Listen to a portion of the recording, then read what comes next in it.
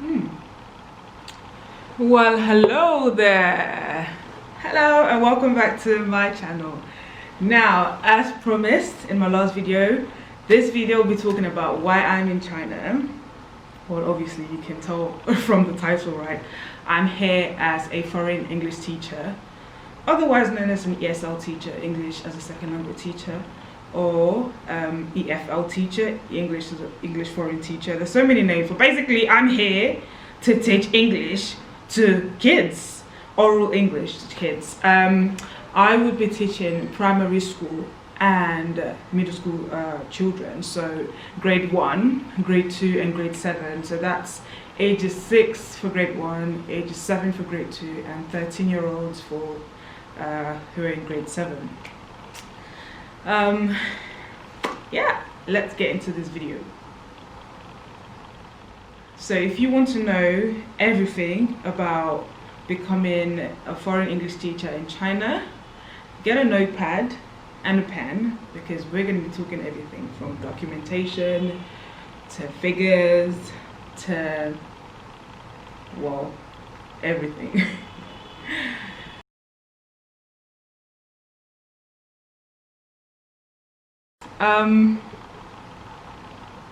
Why I decided to do this. I guess I was craving an adventure. So I've just finished my master's degree program. Congrats to me. I got my grades back yesterday. And I knew that after my master's program was ended, I knew that I wanted an adventure. I needed something different. I wanted to experience something crazy. And at the moment, the job market is not good in the UK as well. So I decided to, use this opportunity to get a job somewhere else, kill two stones with one bird. Holy shit, did I just say kill two stones with one bird? You know what I'm talking about, kill two birds with one stone. So my quest for adventure and also a job. And I've always been fascinated by East Asian culture, and I thought, well, China is the best place to start. I also want to learn Mandarin because it's an advantageous language to learn. It's very, very difficult, I know, but I'll try my best. I'll try my best while I'm here.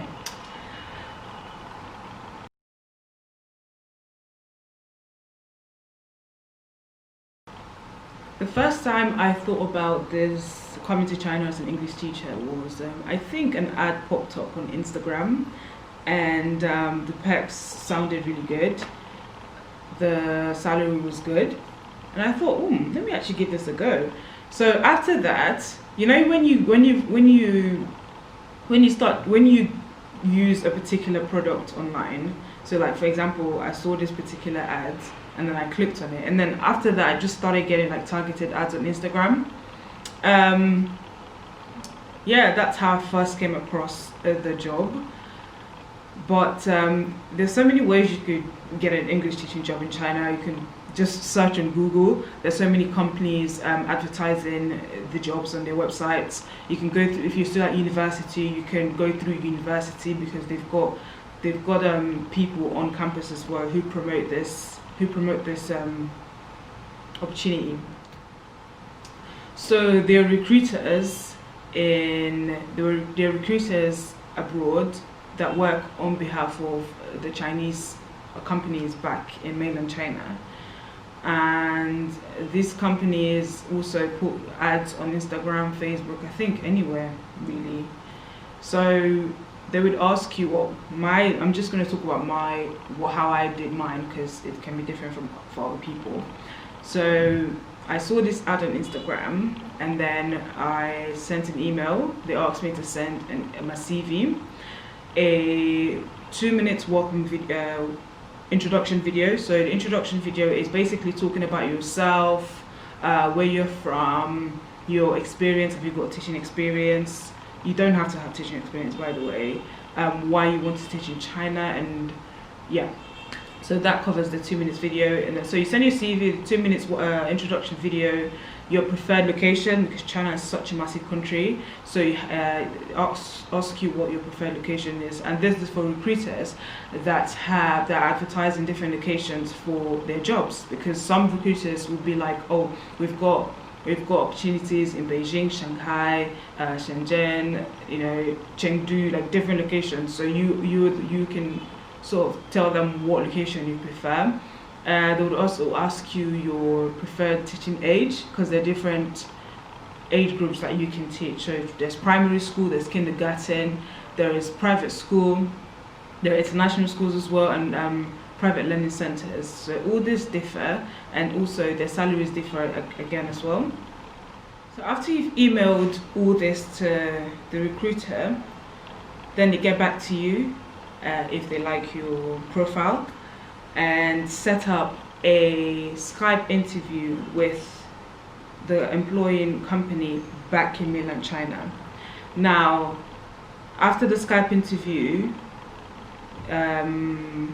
this Skype interview is sort of an opportunity for you to ask questions as well.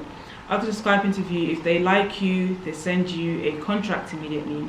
So you go through the contract. If you're happy with the salary, the benefits, the remuneration package as well, then you sign the contract. I would advise you to apply to as many companies as you can, so that you can compare the salary and packages. I did receive a lot of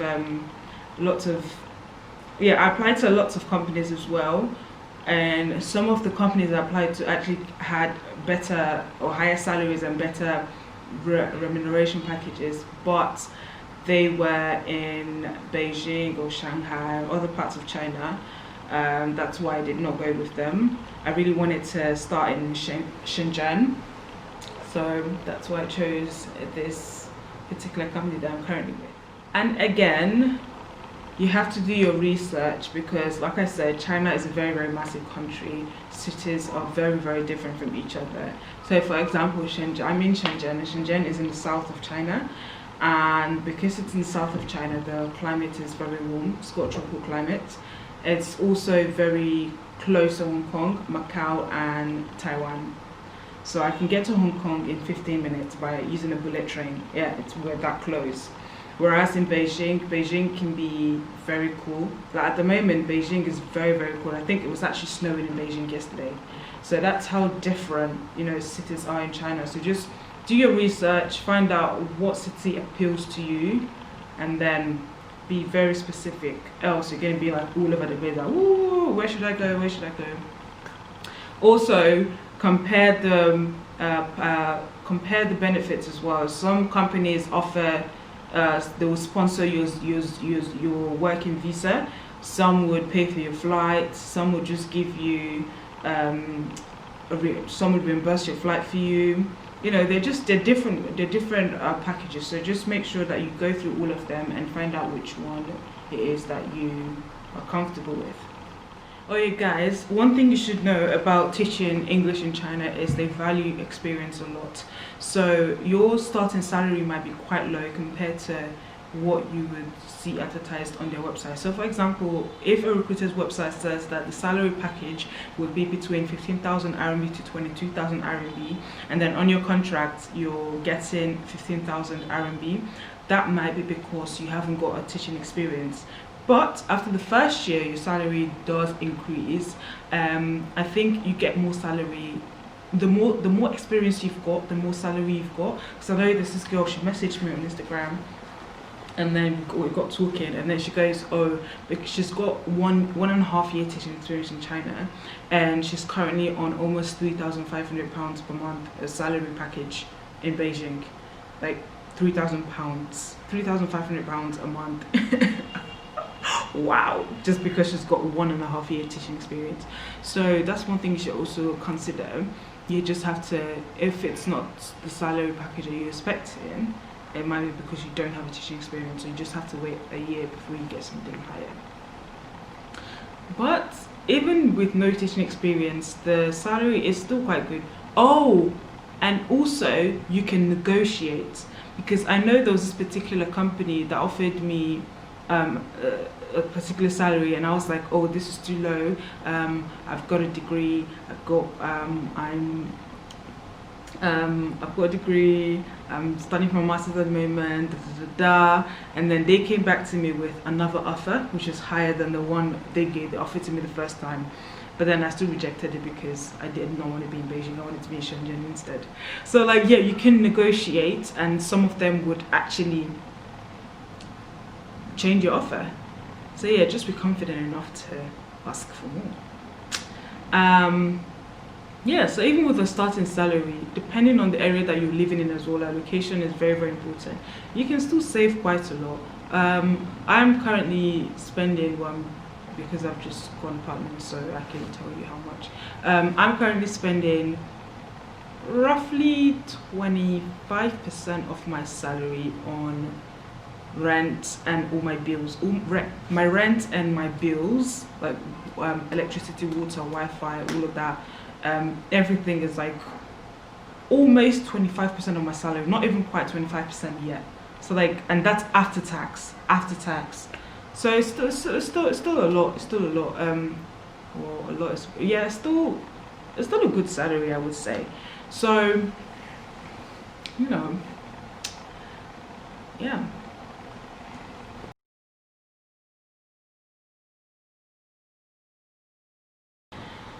Our contract is usually for 12 months, so they would expect you to be in China for at least 12 months. Mine was originally 12 months, but now I'll be here for 15 months. I had to change my contract to 15 months because that was the condition that my company gave if they were to pay for my quarantine hotel cost, which was about almost £500, and at the time I did not have that money to spare, but you know.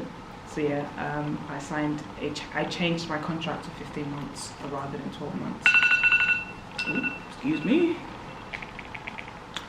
Yeah.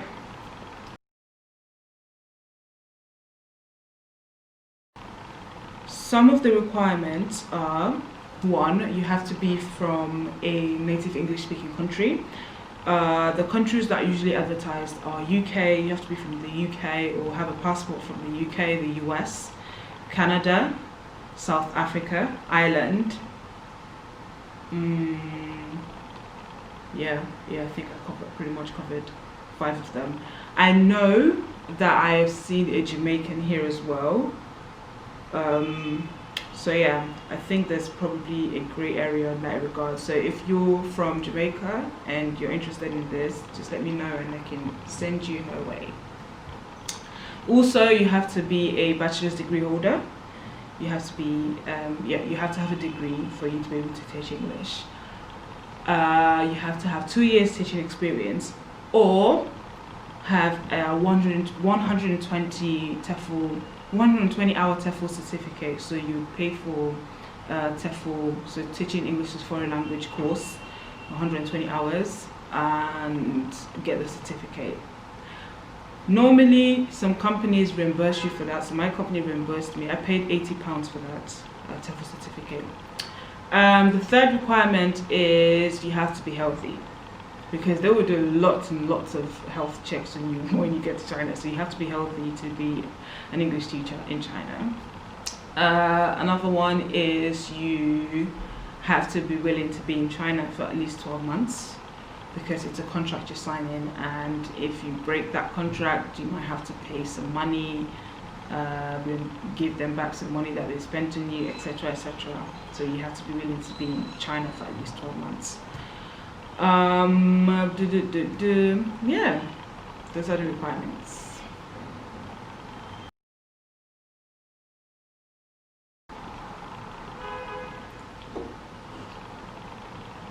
Now let's talk about documentation.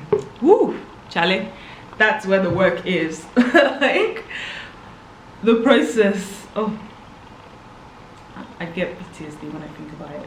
But yeah, let's talk about documentation. I've got my list here just so that I don't forget anything. So yeah, step one is a TEFL certificate, like I said, and that cost me about £80.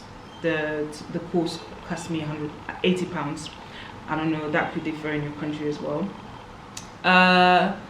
Now, after you get your TOEFL certificate, the first step is to have your background check done, your criminal record check done. Now, the process would differ according to your country. In the UK, it's called a DBS check.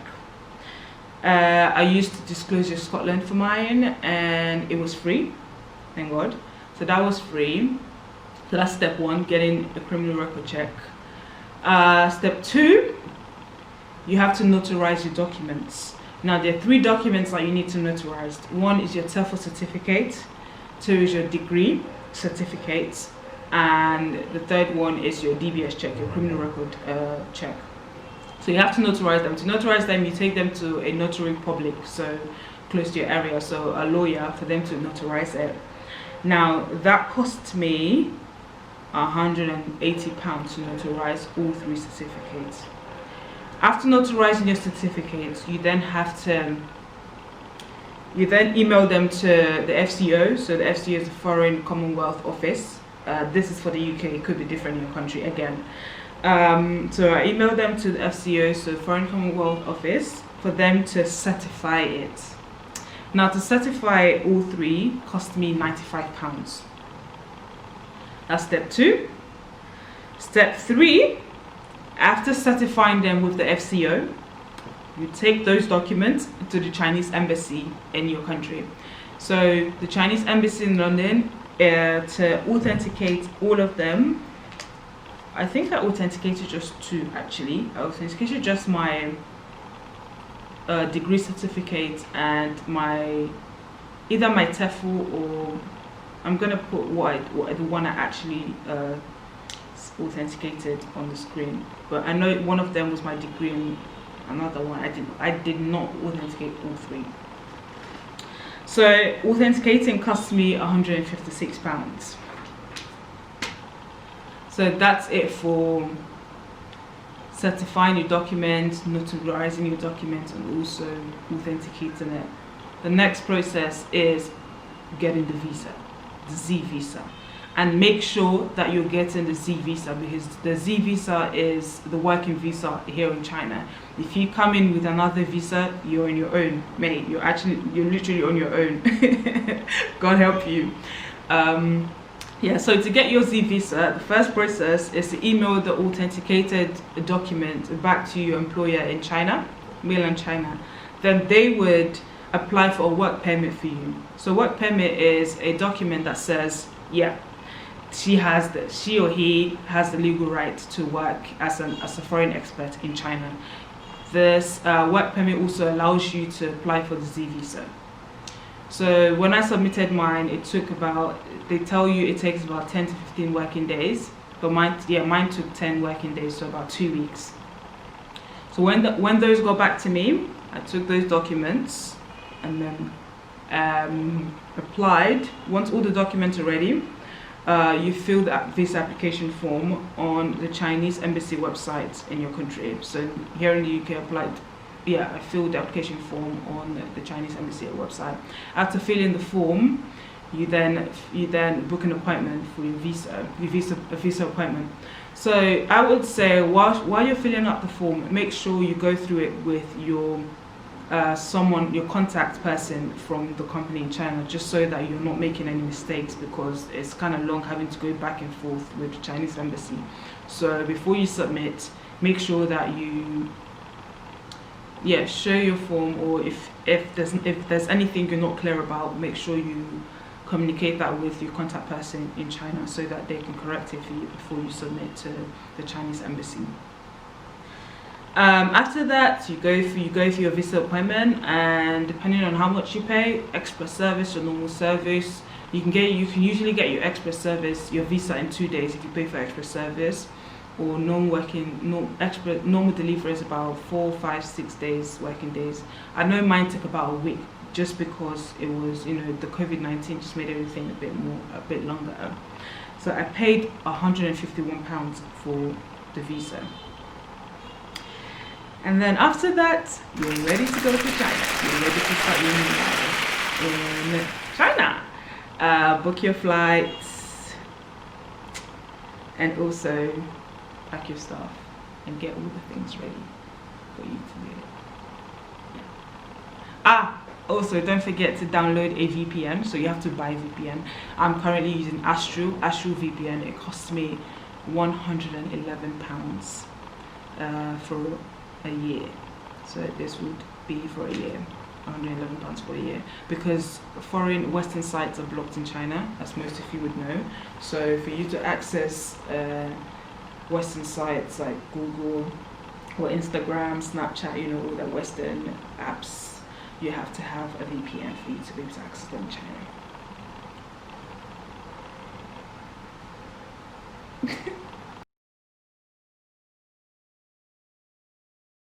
Now, there were lots of extra processes because of the COVID-19. For example, the Chinese embassy in London, they were running really restricted times. They only operated on Tuesdays and Thursdays. And for me to get my documents authenticated, because they're operating Tuesdays and Thursdays, and on those Tuesdays and Thursdays, it's only from 9 a.m. to 9:30 a.m. Right? So after 9:30 a.m., if you're not in by then, you're out. You just go back home and wait till Thursday. So you have to be there like proper early, because you have to be there like an hour early. And even going there an hour early, you would find out like the queue was just ridiculously long. So you're just standing there, and it was cold at the time, just standing there for an hour before 9 a.m. then for them to open the door, and then you get in and do your stuff. Lots of PTSD, bro. Lots, and it was like first come, first serve. We also had to do a COVID-19 test within 3 days of flying, and that cost me about £155 to get a COVID test done. But yeah, that's it for getting a job in an English teaching job in China. If you've got any more questions, if you want to know more, you can ask me in the comment section down below, or you can DM me on my Instagram, Sonia Ike Official. Anyways, oh yeah, quick update. I just got my apartment, guys. I got an apartment yesterday, and I'll be moving in this evening. I'm still in a hotel.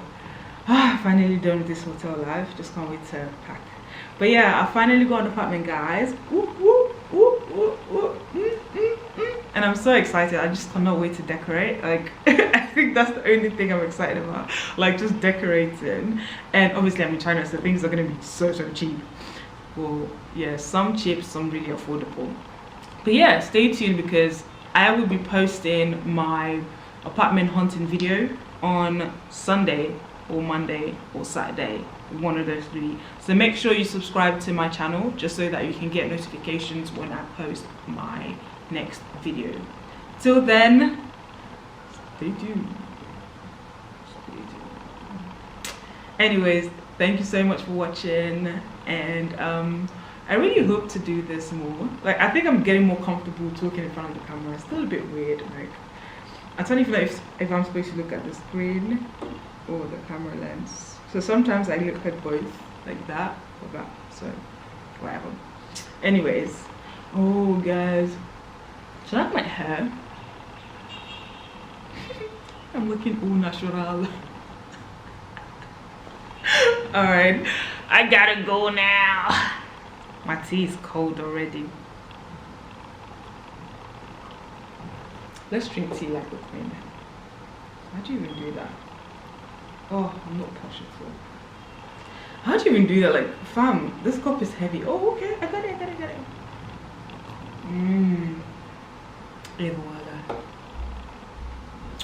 Alright, bye.